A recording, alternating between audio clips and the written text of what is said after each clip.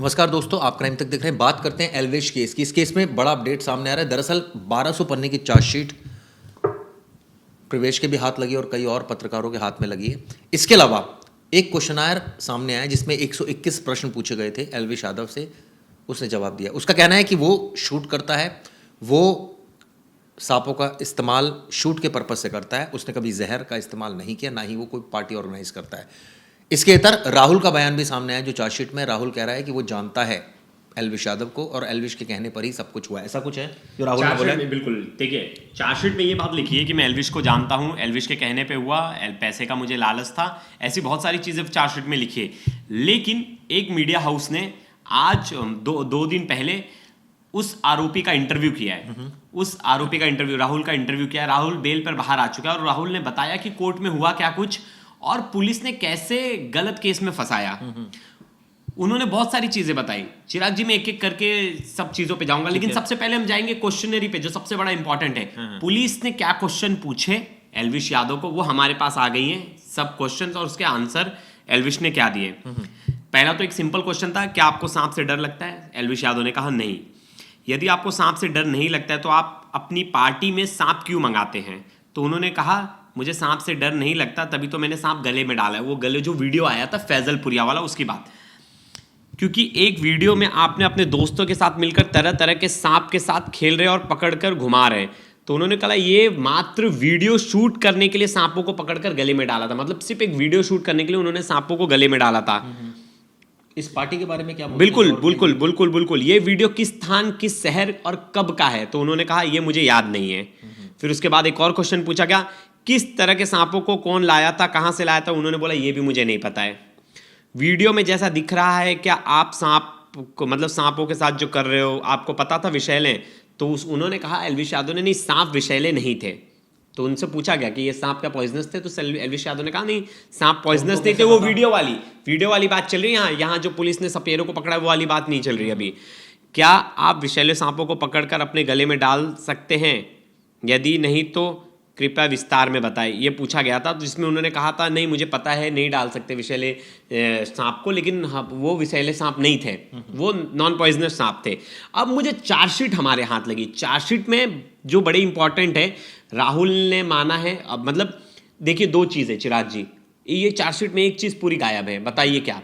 इन्होंने बोला मुखबिर खास ने एल्विश यादव से बात की, एल्विश यादव ने राहुल का नंबर दिया। पूरे चार्जशीट में कहीं भी वो ऑडियो नहीं है, ना वो कहीं डिटेल है कि इस नंबर से इस नंबर पे कॉल हुआ था मुखबिर खास और एल्विश के बीच में। वो कहीं भी नहीं दी, वो कहीं भी नहीं दी गई है नोएडा पुलिस की तरफ से। नोएडा पुलिस ने बताया है एक लिंक बताया है, जो उसमें जो एल्विश का जो लास्ट में जो पकड़ाए थे, एक मिनट में उनका नाम बता रहा हूँ, विनय यादव और ईश्वर यादव। विनय यादव एल्विश यादव का दोस्त है और ईश्वर यादव उन्हीं के गांव का है। विनय यादव और ईश्वर यादव ने बताया हम एक ही गांव में रहते हैं और हम रिश्तेदार हैं, इसलिए पुलिस ने हमारा लोकेशन दिखा दिया। हम कब सपेरे से हमारा कोई ऐसा लेना देना नहीं है। अब ये सपेरे वाला गांव है। अब उनका 2 दिन पहले एक न्यूज़ चैनल ने इंटरव्यू किया, चिराग जी, बड़ा इंपॉर्टेंट है, जिसमें जो मुख्य आरोपी है राहुल, जो पकड़ाया है, जिसको पुलिस ने पकड़ा था। अब आप ये सवाल पूछिए कि इन सपेरों को क्या बोलकर बुलाया गया था उस टाइम? क्या चिराग जी आपको पता है उन सपेरों को क्या फोन करके बुलाया गया था? उन सपेरों को बोलकर बुलाया गया था कि एक बर्थडे पार्टी है, बर्थडे पार्टी में आपको आना है, आपको खेल दिखाना है। आप समझो सपेरे अपने बच्चों को, अपने पिता को भी लेके आए थे। बच्चा सोच रहा था बर्थडे पार्टी है तो खाना मिल जाएगा, कोई स्मगलिंग करने जाएगा, ये करने जाएगा, अपने बच्चों सबको लेके जाएगा। देखिए, सब आरोपी जेल से बाहर हैं, जितने के ऊपर आरोप लगा था सब बेल पर बाहर है, केस चल रहा है। लेकिन नोएडा पुलिस की चार्जशीट पे अब ये जो आंसर दे रहे हैं, जो आरोपी बाहर बैठ के वीडियो जिनका इंटरव्यू आ रहा है, वो बहुत सवाल खड़े करते हैं। दूसरा चीज़ था जो आरोपी बता रहे थे, आरोपी राहुल ने कहा है कि मुझे लेके जाया गया वन विभाग वालों ने और बोला ये सांप पकड़ो जंगल में। उसने बोला मुझे सांप पकड़ना नहीं आता। तो उन्होंने उसे कहीं से सांप ला के दिया और बोला ये थैली पकड़ो और इससे फोटो निकालो। उसकी फोटो निकाली गई, ऐसा आरोप लगाया है। और उसने कहा है कि पुलिस मुझे बार बार बोल रही थी कि तुम ये मान जाओ कि तुम्हारे एल्विश यादव से दोस्ती है, एल्विश यादव तुम्हें जानता है। मुझे प्रेशर किया गया बहुत बार। और बोलते हैं कोर्ट में बहुत सारे तर्क पुलिस के रखे नहीं गए, जज साहब भी हंसने लगे, फिर हमें जाके बेल मिल गई, बोले अरे यार कैसा केस है। ठीक है, तो कहने का मतलब है इससे क्या प्रूव हो रहा है कि इससे एक चीज तो प्रूफ हो रहा है, जो आरोपी जेल से बाहर आया, बेल पे बाहर आया, जो अपनी कंडीशनिंग बता रहा है, इससे तो पुलिस के ऊपर ही सवालिया निशान खड़े हो रहे हैं। और मेरा सवाल एक बात है कि सच में अगर कोई बात मुखबिर खास की बात हुई थी एल्विश यादव से, एल्विश यादव ने राहुल का नंबर दिया था, तो वो पूरे होल चार्जशीट में वो चीजें क्यों गायब है, वो चीज क्यों नहीं है? बिल्कुल सही है। बात हुई एल्विश यादव की, क्या बात हुई, कुछ भी आपको नंबर ट्रेसिंग, व्हाट्सएप पे कॉल होता, उसका डिटेल होता, किसी चीज पे तो कॉल होता। अब इनका बोलना है कि एक और आगे बात है कि राहुल इन लोग से बात होती थी इंटरनेट कॉलिंग, एक वर्चुअल नंबर से, उस वर्चुअल नंबर से विनय यादव, ईश्वर यादव और राहुल सपेरो की बात करने की बात है। एल्विश यादव ने राहुल सपेरे से कभी बात नहीं की, उन्होंने बोला ईश्वर यादव और विनय यादव, जिनको लास्ट में पकड़ा था पुलिस ने। ईश्वर यादव बोलता है कि मैं तो यार टेंट का काम करता हूं और हम लोग एक गांव के रहते हैं और हम एक दोनों दूसरे के दोस्त हैं, मतलब रिश्तेदार हैं विनय यादव और ईश्वर यादव। विनय यादव एल्विश यादव का दोस्त है, एक गांव में एक लोकेशन नहीं दिखाएगी, जहां रहते तो कहां की लोकेशन दिखाएगी, ऐसा इनका कहना है विनय यादव ईश्वर यादव का। जो मेन आरोपी था राहुल, हमने उसकी बात बता दी, वो तो कह रहा है कि पुलिस तो हमें जबरदस्ती कर रही थी कि जबरदस्ती बोलो कि तुम एल्विश को जानते हो। इंटरव्यू आया और वो इंटरव्यू अभी वायरल भी है, मैं ट्विटर पे भी देख रहा था। पहले वो हमारे साथ ही काम करते, तो मैंने देखा 2-3 इंटरव्यूज जो वायरल हो रहे, लेकिन इससे सवालिया निशान खड़े होते हैं। एक और मैं बात आपको बताना चाहूंगा, जयपुर से एफएसएल की जो रिपोर्ट आई थी उसमें पाया गया था कि जो लिक्विड है वो जहर ही था, ये हम सबको पता है, हमने इस पर वीडियो भी की थी। एल्विश यादव डायरेक्ट राहुल सपेरो से नहीं बात करता था, बल्कि वो साथी विनय यादव के जरिए ईश्वर यादव से और बाकियों से संपर्क करता था, ये बात कही गई है चार्जशीट में। लेकिन सवाल ये उठता है कि एल्विश यादव राहुल सपेरे से बात नहीं करता था तो मान लिया, अब वो विनय यादव के जरिए ईश्वर यादव से, पहले तो ये बताइए कि विनय यादव को किस नंबर पर एल्विश ने कॉल किया, और विनय यादव के पास जो फोन था वो ईश्वर यादव जो है उसका इस्तेमाल कर रहा था और बाकी से संपर्क करता। अच्छा, अगला आरोप है कि एल्विश अपने साथियों विनय, ईश्वर के राहुल सपेरो से बात कराने के लिए इंटरनेट से वर्चुअल नंबर का प्रयोग करता था, अपने साथियों की राहुल से बात कराने के लिए। ये एक अजीब बात इसमें लिखी गई है। खैर, ये भी जांच का विषय है। एक बात और है कि प्रतिबंधित सांपों का विदेश के युवक युवती को बुलाकर उनसे वीडियो शूट करवाता था, ये बात सामने आई है।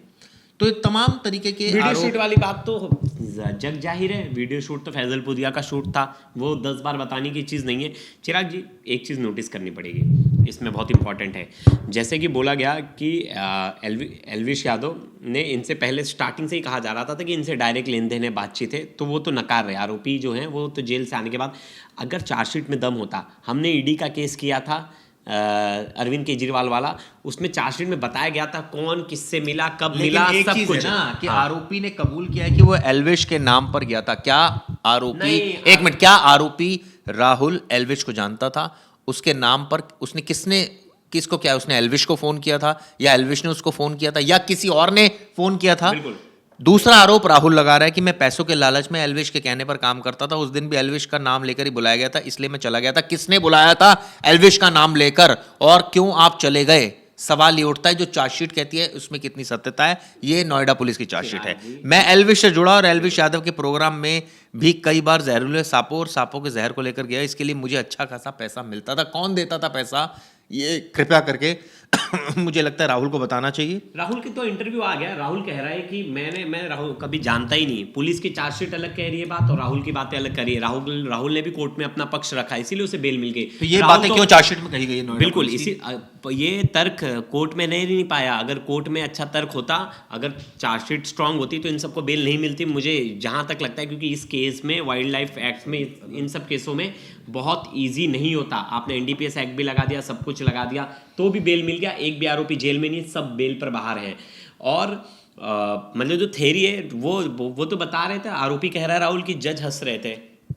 मैं नोएडा के अतिरिक्त और भी कई जगह एल्विश यादव की पार्टी में गया था, जो सच्चाई। और एक चीज है, ये चार्जशीट में लिखा है कि मैं एल्विश यादव के कहने पे पैसे के लिए काम करता था।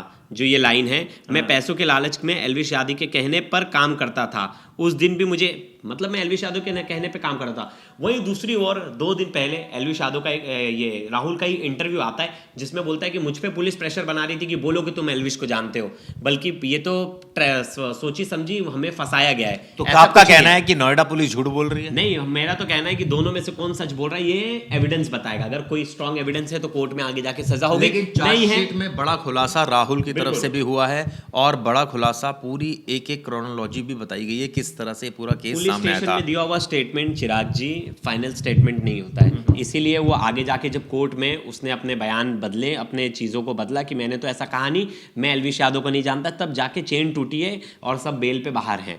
और इन कोई भी स्ट्रॉन्ग ऐसा उन्होंने उसने एक और बात कही कि जब तक मैं 7 दिन की रिमांड पे था और उन्होंने बोला ये सांप इसने रखे थे, तो उसने बोला क्या 7 दिन तक सांप वहीं रहते, कहीं जाते नहीं?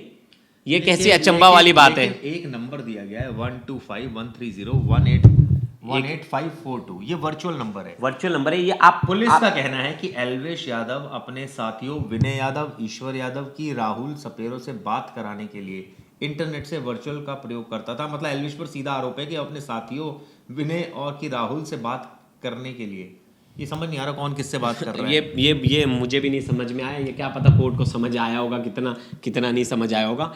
लेकिन जैसे 2-2 दिन 3-3 दिन कम टाइमों पे सबको बेल मिल गई, क्योंकि क्या केस अगर स्ट्रॉन्ग स्टैंड आउट होता है तो देख लो आप देख लो कहीं। एलविश ने एक और खुलासा किया है कि सांपों के जहर निकालकर ड्रग्स बनाकर गोली बनाता था और उसको नशे के रूप में इस्तेमाल करता था। एलविश का कहना है चार्जशीट के मुताबिक तो बहुत कुछ कहना है। अब वही देखना पड़ेगा आगे जाकर कि क्या चार्जशीट की बातें कोर्ट में टिक पाती हैं। लेकिन सवाल वही रहेगा, वो चीज़ें क्यों गायब है इस पूरे चार्जशीट में से कि जिस मुखबिर खास ने एलविश यादव से बात की थी और एलविश ने राहुल का नंबर दिया था।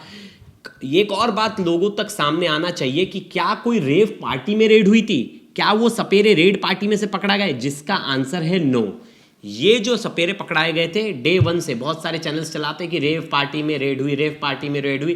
कोई रेव पार्टी में रेड नहीं हुई थी। इन्हें बोलकर बुलाया गया कि हम बर्थडे पार्टी में आपको मदारी का खेल दिखाना है। किसने बोला? सपेरे के खुद सपेरे जो राहुल है, जिसके जो आरोपी है पहला, उसने खुद बताया हमें ये बोलकर बुलाया गया। मैं तो अपने बच्चे पिता को भी लेके गया सपेरे अपने कि वो बर्थडे पार्टी में खाने पीने को मिलेगा।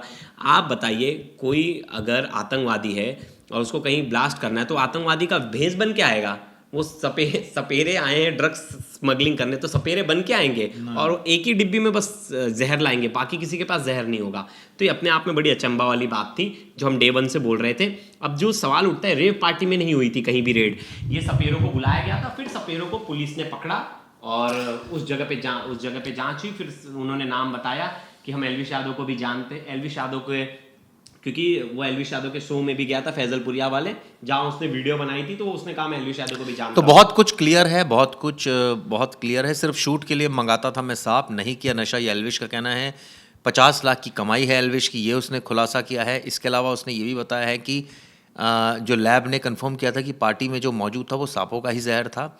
इसके अलावा विनय यादव और ईश्वर यादव के बारे में बताया गया और इस तरह की रेव पार्टी करते थे और उस पार्टी में जहरीले सांप मंगाते थे। उन सांपों का जहर का इस्तेमाल ड्रग्स के रूप में किया जाता। तो उस केस में आरोपी राहुल ने बताया है कि वो गुड़गांव जयपुर से सांप दिला देगा।